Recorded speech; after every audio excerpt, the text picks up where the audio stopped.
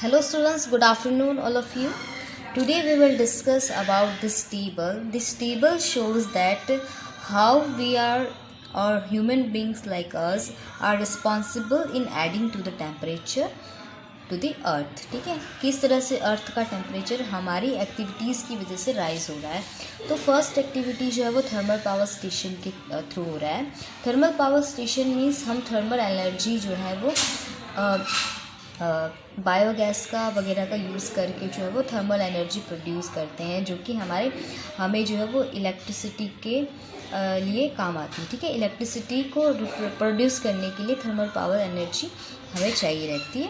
तो वो जो होती है वो 200 मेगावाट एनर्जी जो वो पर ईयर हम इस थर्मल पावर स्टेशन से प्रोड्यूस करते हैं. तो per year 200 megawatt energy produce करने के लिए 9 लाख टन जो है वो ग्रीन हाउस गैसेस जो है वो proportion of gases that releases or that aggravates the greenhouse effect are 9 lakh ton. Okay, and motor car हम यूज़ करते हैं, उसमें जो है वो ईयरली 17 करोड़ टन जो है वो ग्रीन हाउस गैसेज प्रोड्यूस होती हैं. इन एसी, अगर हम एसी को ऑन एन एवरेज 2 आवर के लिए भी यूज़ करते हैं पूरे दिन में, सो 24 आवर्स में जो है वो हम कितना यूज़ कर लेते हैं उसके मतलब ग्रीन हाउस इफ़ेक्ट इन केजी हम कितना इफ़ेक्ट मतलब प्रोड्यूस करते हैं 2230 केजी जितना जो है वो हम ग्रीन हाउस गैसेस को रिलीज़ करते हैं by using air conditioner. Okay, 4 है टीवी को हम जो है वो 24 आवर्स अगर यूज़ करते हैं continuously, then continuously we are releasing the green house gases in KG 190. Okay, 190 KG जितना हम ग्रीन हाउस गैस रिलीज़ करते हैं. Same way in tubelight for 24 hours we are going to release 88 KG green house gases. And computer का use करके 24 hours के लिए ही 130 KG जितना जो है वो ग्रीन हाउस गैस रिलीज़ कर रहे हैं. एंड फ्रीज और refrigerator for 24 hours we are going to release 920 kg green house gases. इस तरह से जो है वो हमारे डेली लाइफ यूजेस की जो चीज़ें हैं उसमें हम उनके टाइम के अकॉर्डिंग किस तरह से जो है वो इतने पर्टिकुलर टाइम पे हम कितने जो है वो अमाउंट में कितने प्रोपोर्शन में जो है वो ग्रीन हाउस गैसेस को एग्रीवेट कर रहे हैं to the green house effect. Same way methane gas की अगर हम बात करें, that you know that methane gas is also a greenhouse gas. तो methane gas, the massive increase in methane gas का फॉर्मूला क्या है? CH4. जो इसका जो मैसिव इंक्रीज होता है proportion from 300 ppm is parts per million that you know. So methane भी एक गैस है, तो उसके लिए भी उसके अमाउंट को शो करने के लिए हम ppm यूनिट का यूज़ करेंगे, that is parts per million. So 315 parts per million in the year 1750 से लेके 1764, ये ईयर की बात हो रही है. 1750 से जो है वो मीथेन गैस का 1764 दैट इज़ 14 ईयर में जो इन द ईयर पूरे ईयर में जो है वो दिस इज़ नॉट ईयर, पूरे ईयर में जो है वो 750 and 1764 ppm that is parts per million in the year. Okay, 2005. So this year में हमारा जो करंट ईयर चल रहा है उस ईयर में जो है वो जिस ईयर में ये बुक रिलीज़ हुआ उस ईयर में 315 ppm जो है वो हम यूज़ कर रहे हैं किसका? मीथेन गैस का. एंड 1750 to 1764 ppm जितना हमने 2015 ईयर में जो है वो यूज़ किया था was due to the reasons listed below. ऐसा इस वजह से हुआ था. ये इस टेबल में सारे रीजन्स दिए गए हैं. ठीक है, सो रीज़न है, फर्स्ट रीज़न ये है excelling of animals and metabolism processes. ठीक है, सो एनिमल्स और मेटाबॉलिज्म प्रोसेसेस का एक्सेलिंग जब होता है, ठीक है, सो आप सभी को पता है एनिमल्स और हमारा जो मेटाबॉलिज्म प्रोसेस होता है उसमें हम क्या एक्सेल करते हैं? CO2 गैस एक्सेल करते हैं और एनिमल्स मीथेन गैस एक्सेल करते हैं. और जैसे प्लांट्स का जो मेटाबॉलिज्म प्रोसेस होता है वगैरह, वो जो है उसमें कितने गैस मतलब कितने अमाउंट में जो है वो हमने मीथेन गैस को रिलीज़ किया था, 14 करोड़ टन। 14 करोड़ टन जितना जो है वो गैस रिलीज़ किया था इन 2005 ईयर से पहले। उसकी वजह से 2005 ईयर में हम इतने अमाउंट ऑफ जो है वो 1750 टू 1764 ppm जितना मीथेन गैस यूज़ कर रहे हैं। पैडी कल्टीवेशन जो पैडी एक आपको सभी को पता है, पैडी एक वन काइंड ऑफ क्रॉप है, उसकी कल्टीवेशन में 15 करोड़ टन जितना मीथेन गैस रिलीज़ हुआ है। And decomposition of the biodegradable waste, आप सभी को पता है बायोडिग्रेडेबल वेस्ट क्या होते हैं, जो इजीली डिग्रेडेबल हो जाते हैं, ठीक है। तो जब वो डिग्रेडेबल हो जाते हैं तो वो अपने डिकम्पोजिशन में जो है वो 7 करोड़ टन जितना मीथेन गैस को रिलीज़ करते हैं। Now nitrous oxide is also a one kind of greenhouse gas. So the proportion of nitrous oxide has increased from 270 ppm to recent 319 ppm. So 319 ppm तक जो है वो currently जो है वो nitrous oxide गैस हम यूज़ कर रहे हैं। Now chlorofluorocarbon CFC, ठीक है। सो क्लोरोफ्लोरोकार्बन CFC जो है वो one kind of green house gas है due to the use of foam. देखो फोम यानी धुआं और नमी वगैरह जो होता है, plastic, refrigerator, AC circuit, aerosol and circuit aerosol spray, that is the minute particles having the size ranging from 1 micron। तो ये एरोजोल स्प्रे में जो पार्टिकल्स होते हैं वो उनका रेंज कितना होता है, इनका साइज़ कितना होता है, 1 माइक्रोन टू 10 माइक्रोन। देखो 1 माइक्रोन बराबर 10⁻⁻⁶, ठीक है। So 1 micron is equals to 10⁻⁻⁶ metre. तो देखो मीटर से भी 10⁻⁻⁶ जितना छोटा है, -6 है, इस वजह से 10⁻⁶ यूनिट जितना जो है वो स्मॉलर यूनिट होता है माइक्रोन। सो 1 माइक्रोन से लेके 10 माइक्रोन इनका साइज होता है एरोजोल पार्टिकल का, ठीक है। इज़ नोन एज एरोजोल, उसको एरोजोल कहा जाता है। So etcetera there has been an increase in the CFC, ठीक है। तो इनका अमाउंट इंक्रीज होता है, दैट मीन्स CFC का अमाउंट इंक्रीज हो रहा है, ठीक है। CFC that is chlorofluorocarbon. Now effect of global warming. So global warming का क्या इफेक्ट होता है, ठीक है, किस तरह से जो ग्रेजुअल चेंजेस ऑब्जर्व होते हैं इन द ग्लेशियर्स। तो ग्लेशियर्स जो होते हैं मतलब जो आइस से बने हुए लैंड्स वगैरह होते हैं उसको ग्लेशियर्स बोला जाता है, और ये माउंटेन्स पे होते हैं, ठीक है, जनरली। तो changes are observed in the growth and development of the vegetation, ठीक है। तो वेजिटेशन में जो चेंजेस और डेवलपमेंट और ग्रोथ आता है, जो भी ऑब्जर्व्ड होता है, जो भी चेंजेस उनकी ग्रोथ और डेवलपमेंट में, उसके अकॉर्डिंग हम जो है वो बता सकते हैं कि किस तरह से जो है वो ग्लोबल वार्मिंग इफेक्ट कर रहा है हमारे ग्लेशियर्स को और अर्थ के इन्वायरमेंट को। Certain species of birds are now disappearing, ठीक है। आप सभी को पता है कि जो ग्लेशियर्स में कुछ सर्टेन स्पीसीज़ के बर्ड रहा करते थे, बट वो अभी डिसअपियर हो रहे हैं, such as sparrows and vultures.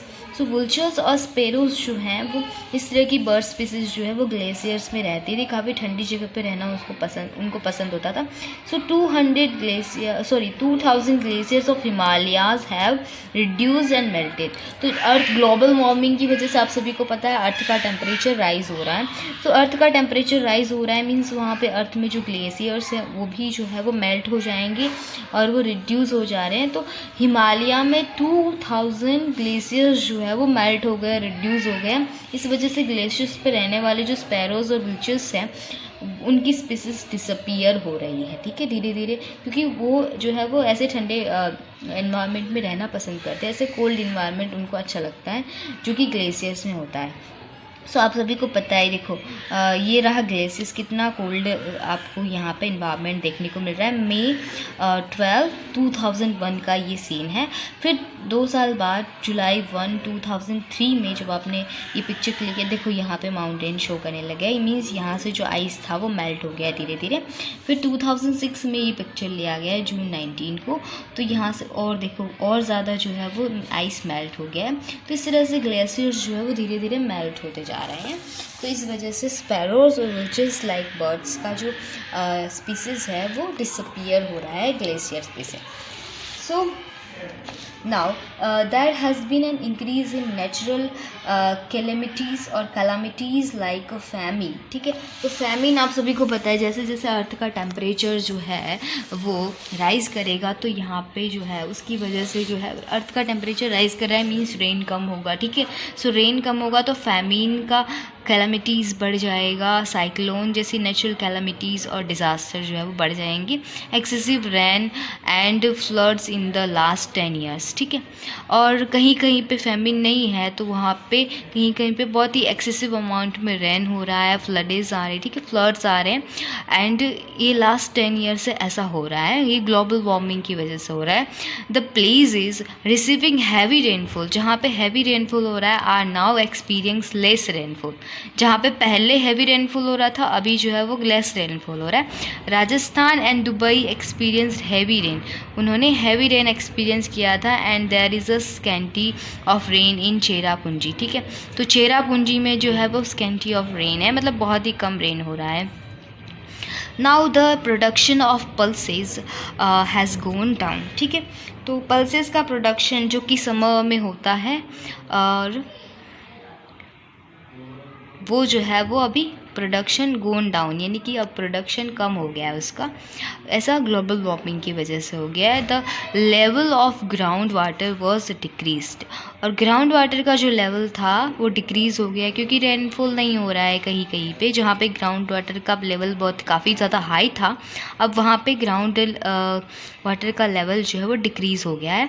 The melting of glaciers has increased. आप सभी ने इस पिक्चर के थ्रू देखा कि यहाँ पे जो है वो ग्लेशियर्स का डिफरेंट ईयर में हमने 2 और 3 ईयर के बाद जो है वो हमने ग्लेशियर का पिक्चर लिया. तो यहाँ पे लास्ट में 2006 जो लास्ट हमने पिक्चर लिया, अब तो जो है वो ग्लेशियर्स का अमाउंट और ज़्यादा कम हो गया है, मेल्ट हो गया है, बहुत ज़्यादा अमाउंट में ग्लेशियर्स डिसअपियर हो गया है. So melting of glaciers has increased the water level in the ocean. ठीक है, तो अगर ग्लेशियर्स का जो वाटर लेवल है वो मेल्ट होके कहाँ जा रहा है, ओशंस में जा रहा है, इसलिए ओशंस का वाटर लेवल इंक्रीज़ हो रहा है. और ओशंस में जब वाटर लेवल इंक्रीज़ होगा उसकी वजह से फ्लडेड के और ये मतलब फ्लड और कोस्ट लाइन पे इरोजन के चांसेस बढ़ जाते हैं. So this has aggravated the erosion of coast line, इसलिए कोस्ट लाइन पे इरोजन बढ़ गया है. ठीक है, जो मिट्टी है वो इरोज हो रही है वाटर के थ्रू. आप सभी को पता है इरोजन किस वजह से होता है. इरोजन 3 तरह से होता है. ठीक है, सॉइल से सॉइल इरोजन होता है और वाटर के थ्रू इरोजन होता है और एयर के थ्रू इरोजन होता है. ठीक है, सो इस तरह से जो है वो मेनली वाटर और एयर जो है वो और सॉइल जो है वो इरोजन के मेन रीज़न है. ठीक है, सो यहाँ पे सॉइल का इरोजन किसके थ्रू हो रहा है, वाटर के थ्रू हो रहा है, क्योंकि वाटर का लेवल ओशन में इंक्रीज हो रहा है due to the melting of glaciers. Now human beings will fall victims to dehydration and malnutrition और डिहाइड्रेशन की वजह से जो है वो इंक्रीज़ हो रहा है इन टेम्परेचर. ठीक है, so human being will fall victims. ठीक है, तो ह्यूमन बीइंग जो है वो डिहाइड्रेशन का शिकार हो रहे हैं, मेलन्यूट्रिशन यानी कि उनको न्यूट्रिशन नहीं मिल रहा, मेल न्यूट्रिशन मिल रहा है, उसकी वजह से जो है वो टेम्परेचर में इंक्रीमेंट आ रहा है. So there will be in changes in the cycle of seasons.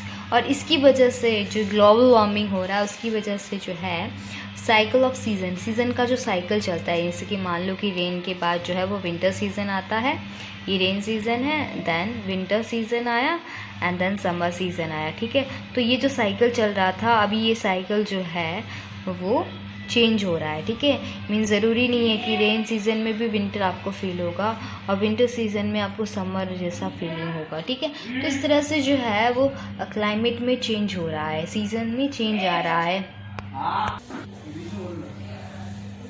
The characteristics of summer and winter season will change.